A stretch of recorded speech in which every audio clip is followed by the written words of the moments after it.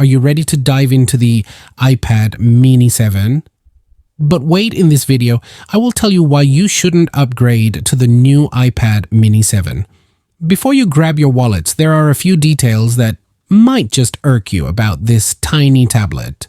Don't worry, nothing that's a complete deal breaker, but you're going to want to hear these 5 potentially annoying limitations that the iPad mini 7 brings to the table. I will tell you my opinion and the best replacement in the end of this video. Let's break it down.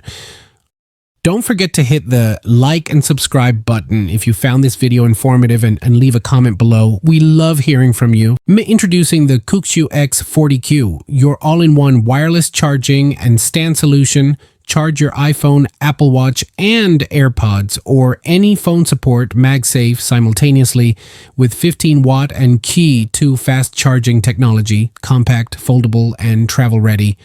Power up anywhere, anytime. Kokushu, charging made easy.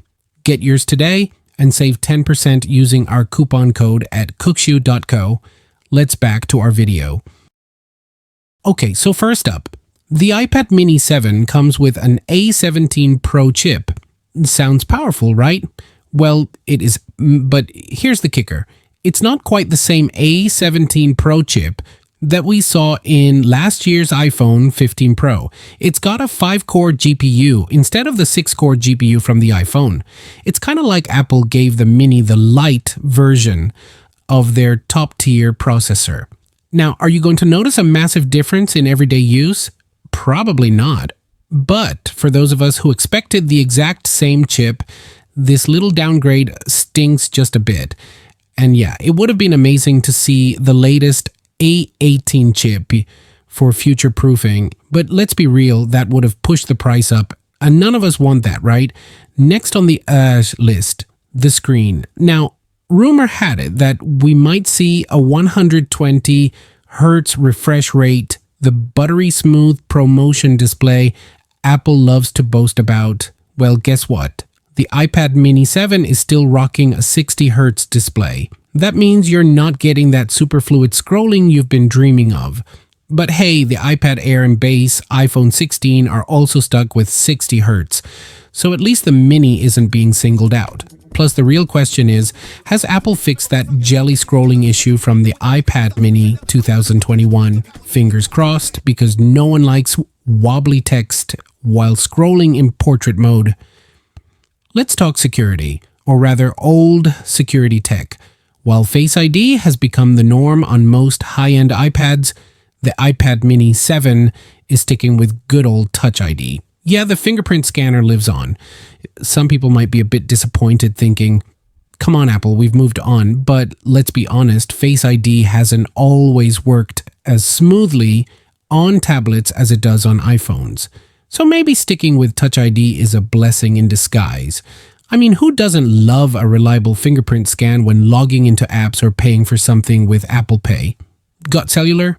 Well, the iPad mini 7 does, but only with eSIM. There's no physical SIM slot anymore, just like the new iPad Air and Pro models. Most of us won't mind, and setting up an eSIM can actually be easier than fumbling with a tiny SIM card. But if you like to physically move your SIM between devices, this could be a pain. After all, dealing with network carriers can sometimes feel like pulling teeth. Anyone else been on hold with customer service for an eternity? Yeah, thought so. All right, last but not least, European buyers, heads up. Apple has officially ditched the charging brick in the box. No surprise there, right? The iPad Pro and Air models have already done the same. And this is Apple's move towards reducing electronic waste, especially with new EU regulations coming in 2026.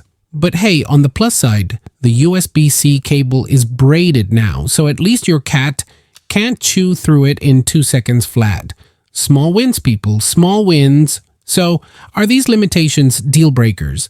For most people, probably not. The iPad mini 7 still packs enough power and features for its price, starting at $499 or £499.